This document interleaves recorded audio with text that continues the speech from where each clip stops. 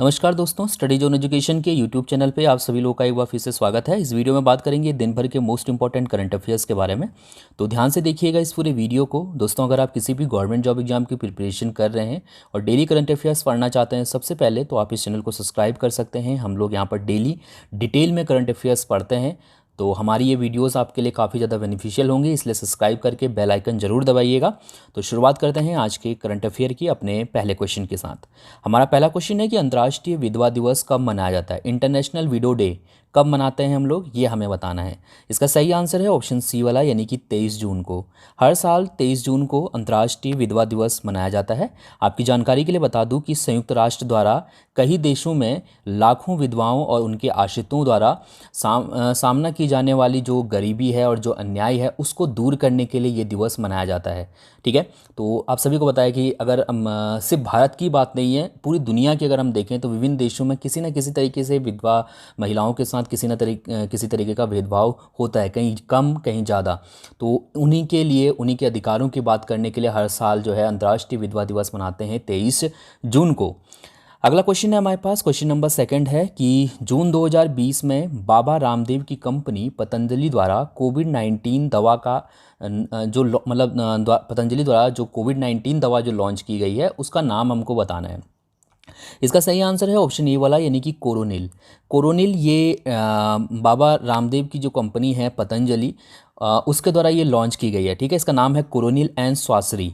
तो आप याद रख सकते हैं, कोरोनिल याद रख सकते हैं, कोरोनिल इसको शॉर्ट में बोल दिया जा रहा है, कोरोनिल एंड स्वासरी इसमें पूरा लिखा हुआ है। ठीक है, तो याद रख सकते हैं, दोनों में से कोई भी ऑप्शन में आएगा तो आपको अंडरस्टूड होना चाहिए ये बात। ये जो दवा है ये पतंजलि रिसर्च इंस्टीट्यूट हरिद्वार और national institute of medical science Jaipur के द्वारा संयुक्त रूप से बनाई गई है। इस दवा में अश्वगंधा, गिलोय, तुलसी, स्वासरी रस और अणु तेल है। कहा जा रहा है कि ये जो दवा है ये जितने भी राष्ट्रीय और अंतर्राष्ट्रीय स्तर की जो प्रमुख संस्थाएं हैं उनके द्वारा इनको जो है इस दवा को मान्यता दी गई है। और बहुत जल्दी पतंजलि की तरफ से ये कहा जा रहा है, जो कंपनी की तरफ से ये कहा जा रहा है कि भाई जो हम जो भी इसके टेस्ट से रिलेटेड या भी जो भी इस में पूरा बहुत से अलग अलग संस्थानों ने जो इसको प्रमाण पत्र दिए हैं उनका जो है जल्दी हम उनको भी रिलीज़ कर देंगे। तो फिलहाल में इन्होंने दवा लॉन्च की है। ठीक है, तो अब कहा जा रहा है कि ये जो दवा है ये सबसे जो है सस्ती दवा होगी अभी तक जितने भी कोविड-19 दवा लॉन्च हुई है। अभी तक तीन जो है प्रमुख रूप से तीन दवाएं चल रही हैं, जिसमें एक है सिप्रेसी और इसके अलावा फेविफ्लू और एक है कोविफोर। तो ये कोविफोर और ये फेविफ्लू और सेप्रेसी ये दवाएं चल रही हैं, तीन दवाएं हैं। तो इसमें जो है एक कोरोनिल का नाम भी जुड़ चुका है। ये पहली आयुर्वेदिक दवा है कोविड-19 के लिए। ठीक है, तो आप याद रख सकते हैं। तो ध्यान रखिएगा, मैंने 4 पॉइंट लिखे हैं, एक दूसरे से रिलेटेड हैं ये, तो आप याद रख सकते हैं। ठीक है, क्वेश्चन नंबर तीसरा है कि जून 2020 में किस हाईकोर्ट ने सांप्रदायिक ट्वीट पर ट्विटर, केंद्र और राज्य सरकार को नोटिस जारी किया है। इसका सही आंसर ऑप्शन ए वाला है, यानी कि तेलंगाना हाईकोर्ट ने। अभी रिसेंटली तेलंगाना हाईकोर्ट ने ट्विटर को साथ ही साथ केंद्र सरकार और राज्य सरकार इन तीनों को ही नोटिस जारी किया है। बेसिकली ये जो नोटिस है ये कुछ पोस्ट जो है कथित तौर पे ट्विटर पे जो है पोस्ट की गई हैं, जिसमें धर्म विशेष के ऊपर जो है टिप्पणी की गई है कि मुस्लिम समुदाय से जोड़ के देखा जा रहा है कोरोना वायरस से कि इनकी वजह से जो है फैला, या और भी कई भड़काऊ जो है ट्वीट किए गए हैं। तो उसके खिलाफ जो है एक याचिका दायर हुई थी, तो उसी का ये फैसला सुनाया गया है। तो तेलंगाना हाईकोर्ट ने जो है स्पष्टीकरण मांगा है ट्विटर से, साथ ही साथ केंद्र सरकार और राज्य सरकारों से कि आप हमें बताएं कि अभी तक ये जो पोस्ट हैं भड़काने वाले ये क्यों नहीं हटाए गए हैं ट्विटर से। ठीक है, तेलंगाना हाईकोर्ट के जो मुख्य न्यायाधीश हैं उनका नाम है राघवेंद्र सिंह चौहान। इसके बाद बात करते हैं क्वेश्चन नंबर 4 की कि भगवान जगन्नाथ रथ यात्रा का संबंध किस राज्य से है। भगवान जगन्नाथ रथ यात्रा हमेशा चर्चा में रहती है और इस बार भी ये चर्चा में है। उड़ीसा से जो इसका संबंध है, जो पुरी का जो जगन्नाथ मंदिर है वहाँ से जो है ये रथ यात्रा निकलती है। तो पहले सुप्रीम कोर्ट ने इस पे जो है पाबंदी लगाई थी, लेकिन अब कड़ी शर्तों के साथ जो है जगन्नाथ यात्रा की जो है मंजूरी दे दी गई है। इसमें कहा गया है कि अधिकतम 500 लोग ही जो है रथ खींच सकते हैं। इसके अलावा जहाँ जहाँ से रथ गुजरेगा वहाँ पर पूरी तरीके से कर्फ्यू लगाया जाएगा, किसी को भी रथ यात्रा में आने की परमिशन नहीं दी जाएगी। तो भगवान जगन्नाथ रथ यात्रा के इतिहास में ऐसा पहली बार हो रहा है कि लोगों को आने की इजाज़त नहीं है, भक्तों को आने की इजाज़त नहीं दी गई है कोविड-19 की वजह से। ठीक है, तो आप याद रख सकते हैं इस चीज़ को। अगला क्वेश्चन देखते हैं। क्वेश्चन नंबर 5वां है कि जून 2020 में नेपाल ने नागरिकता कानून में संशोधन किया है। हमको बताना है कि इस कानून के अनुसार अब भारत या किसी और देश की बेटी को नेपाल में बहू बनने के बाद कितने साल बाद नागरिकता दी जाएगी। तो इसका सही आंसर है ऑप्शन सी वाला, यानी कि 7 साल। जैसे कि आप सभी को पता है कि नेपाल और भारत के बीच में रोटी बेटी का संबंध है। भारत की कई जो है बेटियां बहू के तौर पे नेपाल में रहती हैं, इसी तरीके से नेपाल की कई बेटियां हैं जो भारत में बहू के रूप में रहती हैं। तो अभी तक जो नियम था वो ये था कि अगर कोई भी भारतीय लड़की किसी नेपाली लड़के से शादी कर लेती थी तो उसको तुरंत जो है नागरिकता दे दी जाती थी नेपाल की। लेकिन अब ऐसा नहीं होगा।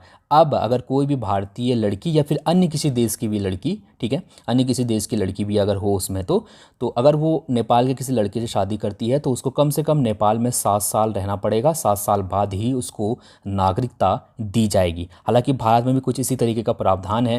तो यहाँ पर एक मदेशी समाज है जिसका कि खास करके भारत से काफ़ी संबंध है इनके, मतलब भारत और नेपाल के इस समाज से जो है काफ़ी मतलब रिश्तेदारी चलती है। ठीक है, तो इसने जो है यहाँ पर विरोध किया है इस कानून का। ठीक है, तो याद रखिएगा, नेपाल में बहू बनने के बाद भी 7 साल बाद नागरिकता दी जाएगी भारत या किसी अन्य देश की बेटी को। नेपाल की राजधानी काठमांडू है। प्रधानमंत्री खड़गा प्रसाद शर्मा ओली हैं और राष्ट्रपति हैं विद्या देवी भंडारी।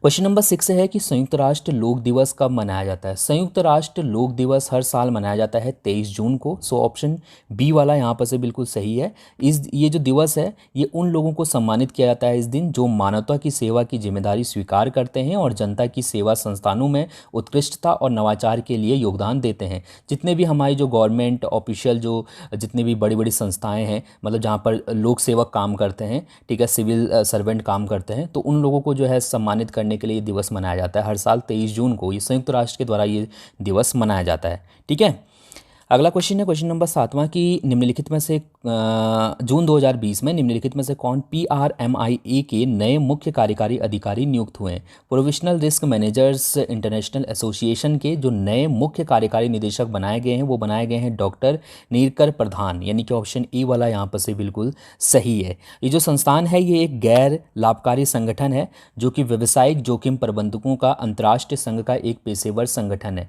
जितने भी जो मतलब जैसे रिस्क मैनेजमेंट कंपनियां जितनी भी हैं तो उन पर जो है ये जो मतलब ये जो संघ है ये इनका एक संगठन है। जितनी भी रिस्क मैनेजमेंट कंपनियां हैं उनका जो है ये संगठन है PRMIA, और इसी के मुख्य कार्यकारी अधिकारी बनाए गए हैं डॉक्टर नीरकर प्रधान। क्वेश्चन नंबर 8वां है कि जून 2020 में भारत के सबसे बड़े पहले वर्चुअल हेल्थ केयर एवं हाइजीन एक्सपो 2020 का शुभारंभ किसके द्वारा किया गया है। भारत के पहले virtual health care and hygiene expo 2020 का जो शुभारंभ है वो अभी रिसेंटली केंद्रीय मंत्री मनसुख मंडाविया ने किया है, यानी कि ऑप्शन डी वाला यहाँ पर से बिल्कुल सही है। कौन है मनसुख मंडाविया? ये केंद्रीय जहाजरानी और रसायन और उर्वरक मंत्री हैं। ठीक है, राज्य मंत्री हैं, ये स्वतंत्र प्रभार है इनके पास। तो ध्यान रखिएगा, ये जो एक्सपो है इसका आयोजन federation of Indian chambers and industry के द्वारा किया जा रहा है। फिक्की के द्वारा जो है इसका आयोजन किया जा रहा है। और ये जो प्रदर्शनी है इसका उद्देश्य स्वास्थ्य और स्वच्छता जैसे कामों को बढ़ावा देना है। तो ये भारत का सबसे बड़ा पहला वर्चुअल हेल्थ केयर और हाइजीन एक्सपो है जिसका शुभारंभ अभी रिसेंटली मनसुख मंडाविया ने किया है। क्वेश्चन नंबर 9 है कि जून 2020 में विश्व एथलेटिक्स ग्लोबल डेवलपमेंट के नए प्रमुख कौन बने हैं। विश्व एथलेटिक्स ग्लोबल डेवलपमेंट के जो नए प्रमुख बने हैं उनका नाम है ऑप्शन सी, यानी कि लॉरेंट बोकवेलेट। ठीक है, तो ये यहाँ से ध्यान रखिएगा, जब एग्जाम में क्वेश्चन पूछा जाएगा तो ये सीधे सीधे ऐसे ही पूछा जाएगा। ये जितने भी मतलब एथलेटिक्स जितने मतलब सभी एथलीट्स को जो है ये उनके लिए काम करने वाली संस्थान है। ठीक है, विश्व एथलेटिक्स ग्लोबल डेवलपमेंट, तो इसके जो प्रमुख बने हैं ये बने हैं लॉरेंट बोकवेलेट। ठीक है, इसके बाद क्वेश्चन नंबर 10वां है कि जून 2020 में WWE रेसलिंग चैंपियन अंडरटेकर ने वर्ल्ड रेसलिंग एंटरटेनमेंट से संन्यास लेने की घोषणा की है। उनका जो मूल नाम है वो क्या है? ठीक है, किसका? अंडरटेकर का जो मूल नाम है वो क्या है? तो इसका जो सही आंसर है वो है ऑप्शन ई वाला, यानी कि मार्क कैलावे जो है वो अंडरटेकर का मूल नाम है और इनको द अंडरटेकर के नाम से ही जो है जाना जाता है। WWE में लगभग सभी लोग इनको जानते हैं, जो लोग थोड़ा सा भी रेसलिंग के बारे में थोड़ा सा भी जिन लोग को इंटरेस्ट होगा तो वो सभी लोग जानते हैं। इनको द डेड मैन के नाम से जाना जाता है। आपने देखा होगा ताबूत के अंदर ही आते थे और अचानक से फिर जिंदा हो जाते थे, तो द डेड मैन के नाम से इनको जाना जाता था। रेसल मेनिया में इन्होंने लगातार 21 बार जो है जीत दर्ज की थी। WWE के जो है ये चैंपियन थे। ठीक है, तो अब इन्होंने संन्यास लेने की घोषणा कर दी है जो है अंडरटेकर ने। ठीक है, इनका मूल नाम था मार्क कैलाएव। क्वेश्चन नंबर 11 है कि जून 2020 में किस बैंक ने स्वास्थ्य कार्ड लॉन्च करने के लिए फिनटेक स्टार्टअप अफोर्डेबल प्लान के साथ समझौता किया है? अफोर्ड प्लान के साथ समझौता किया है। इसका जो सही आंसर है वो है ऑप्शन बी वाला, यानी कि यस बैंक। यस बैंक का एक कार्ड है स्वास्थ्य कार्ड, तो उसको लॉन्च करने के लिए एक फिनटेक कंपनी के साथ जो है यस बैंक ने समझौता किया है। कंपनी का नाम है अफोर्ड प्लान। ठीक है, तो याद रखिएगा ये क्वेश्चन भी सीधे सीधे एग्जाम में जब आपसे पूछा जाएगा तो ये इसी तरीके से बन के आ जाएगा। ठीक है, तो इसमें डिटेल्स आप जाएंगे तो फिर कोई फ़ायदा नहीं है, बस ऐसे ही याद रखिएगा। यस बैंक ने जो है स्वास्थ्य कार्ड लॉन्च करने के लिए fintech startup company afford plan के साथ समझौता किया है। क्वेश्चन नंबर 12 है कि जून 2020 में किसके द्वारा कान फिल्म मार्केट 2020 में वर्चुअल इंडिया पवेलियन का उद्घाटन किया गया? इसका जो सही आंसर है वो है ऑप्शन ए वाला, यानी कि प्रकाश जावड़ेकर। प्रकाश जावड़ेकर केंद्रीय मंत्री हैं, केंद्रीय सूचना और प्रसारण मंत्री। इनके द्वारा अभी रिसेंटली कान फिल्म मार्केट 2020 में वर्चुअल इंडिया पवेलियन का उद्घाटन किया गया है। ये जो पवेलियन है इसमें पहली बार 2 फिल्मों की स्क्रीनिंग भी की जाएगी, जिसमें से एक फिल्म है माई घाट क्राइम नंबर 103/200। ये मराठी फिल्म है। इसके अलावा हिलारो जो कि गुजराती फिल्म है, तो इन दोनों ही फिल्मों को जो है राष्ट्रीय फिल्म पुरस्कार भी मिल चुका है। तो ये इन फिल्मों का भी जो है यहाँ पर स्क्रीनिंग की जाएगी। ठीक है, याद रखिएगा कान फिल्म मार्केट 2020 में वर्चुअल इंडिया पवेलियन का उद्घाटन किया प्रकाश जावड़ेकर ने। क्वेश्चन नंबर 13 है कि ओलंपिक दिवस कब मनाया जाता है? ओलंपिक दिवस हर साल 23 जून को मनाया जाता है, यानी कि ऑप्शन बी वाला यहाँ पर से बिल्कुल सही है। क्या हुआ था इस दिन? तो इसी दिन 1894 में इंटरनेशनल ओलंपिक समिति की स्थापना हुई थी। ये जो दिन है ये खेल, स्वास्थ्य और खुद को बेहतर बनाने का दिन है। वैसे तो यहाँ पर ओलंपिक दिवस के दिन बहुत से खेल कार्यक्रमों का आयोजन किया जाता है, लेकिन इस बार क्योंकि कोविड-19 की वजह से ऐसा कोई कार्यक्रम नहीं हुआ है आयोजित। ठीक है, तो इसका जो आयोजन है, जो मैक्सिमम जो चीज़ें थी वो वर्चुअली जो है आयोजित की गई ऑनलाइन। ठीक है, ये जो दिवस है इसकी शुरुआत 1948 में अंतर्राष्ट्रीय ओलंपिक समिति के द्वारा की गई थी। ठीक है, इसी दिन क्या हुआ था? 1894 में इंटरनेशनल ओलंपिक समिति की स्थापना हुई थी। ठीक है, इसके बाद क्वेश्चन नंबर 14 है कि जून 2020 में स्टीव विंग का निधन हो गया। वे प्रसिद्ध थे, तो स्टीव विंग जो है प्रसिद्ध फिल्म निर्माता थे, यानी कि ऑप्शन ई वाला यहाँ पर से बिल्कुल सही हो जाएगा। अभी रिसेंटली 55 वर्षीय स्टीव ने 27वें मंजिल से जो है कूदकर आत्महत्या कर ली है। ये काफ़ी टाइम से जो है इनको कोविड-19 की वजह से इनको क्वारंटाइन रखा गया था।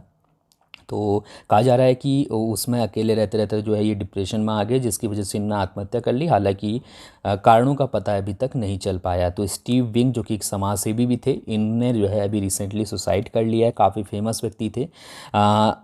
ये कुछ फिल्में मैंने यहाँ पर लिखी हैं। गेट कार्टर, एवरी ब्रीथ, ये कुछ फिल्में थी जिनका निर्माण इन्होंने किया था। इसके अलावा टॉम हंक्स और द पोलर एक्सप्रेस में इन्होंने जो है फाइनेंसर भी थे। ये द पोलर एक्सप्रेस में इन्होंने $80 मिलियन से ज़्यादा का जो है निवेश किया था। ठीक है, तो ध्यान रखिएगा स्टीव विंग का भी रिसेंटली निधन हो गया। अब बात करते हैं आपके लिए कल के प्रश्न की। इस प्रश्न का उत्तर आपको कमेंट करके बताना था और आप में से मैक्सिमम लोगों ने लगभग आंसर सही दिया था। मैंने आपसे पूछा था कि जून 2020 में फीफा द्वारा जारी रैंकिंग में भारत को कौन सा स्थान मिला है? तो इसका जो सही आंसर था वो था ऑप्शन बी वाला, यानी कि 108वां। फीफा ने जो रैंकिंग जारी की थी उसमें भारत को 108वां स्थान मिला था। पहले स्थान पे बेल्जियम था, दूसरे स्थान पे फ्रांस और तीसरे स्थान पे ब्राज़ील था। चलिए अब बात करते हैं आपके लिए आज के प्रश्न की। इस प्रश्न का उत्तर आप कमेंट करके बता सकते हैं। आपके लिए प्रश्न है कि जून 2020 में किसके द्वारा सूक्ष्म, लघु और मध्यम उद्यम के लिए सुरक्षा सैलरी अकाउंट सेवा शुरू की गई है? सुरक्षा सैलरी अकाउंट सेवा किसने शुरू की है, ये आपको बताना है। So thank you so much इस वीडियो को देखने के लिए। आंसर ज़रूर करिएगा इसका, और अगर आपको कोई चीज़ इसमें समझ में ना आई हो, कहीं पर कोई कन्फ्यूज़न हो, तो आप कमेंट करके पूछ सकते हैं। Thank you so much.